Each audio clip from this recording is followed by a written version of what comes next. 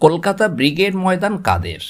26শে April brigade parade গ্রাউন্ডে all India Muslim personal ল board একটি জনসভার আয়োজন করেছে। এই সভার মূল বিষয় ওয়াকফ সংক্রান্ত বিতর্কিত বিল।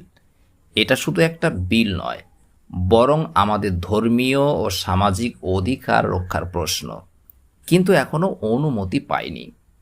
ব্রিগেড প্যারেড গ্রাউন্ড কলকাতা শহরের ঠিক মাঝখানে একটি বিশাল শহরের সবুজ স্থান এবং একটি পাবলিক পার্ক অবস্থিত, যা কলকাতার একটি অপরিবর্তিত অংশ, যা মোট 988 একর এলাকা জুড়ে বিস্তৃত।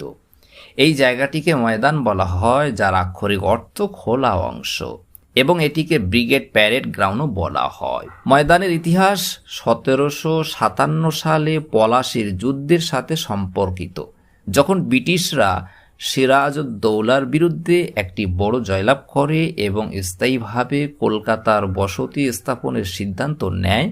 তারা গোবিন্দপুর গ্রাম থেকে লোকজনকে সরিয়ে আরও শক্তিশালী এবং উন্নত, সুরক্ষিত এবং নূতন ফোর্ট উইলিয়াম নির্মাণ শুরু করে, যা তখন মরুভূমি দ্বারা বেষ্টিত ছিল। এই স্থানটি এখানে অনুষ্ঠিত প্রধান রাজনৈতিক সমাবেশ এবং সাংস্কৃতিক অনুষ্ঠানের জন্যও পরিচিত। এটি ভারতীয় সেনাবাহিনীর সম্পত্তি।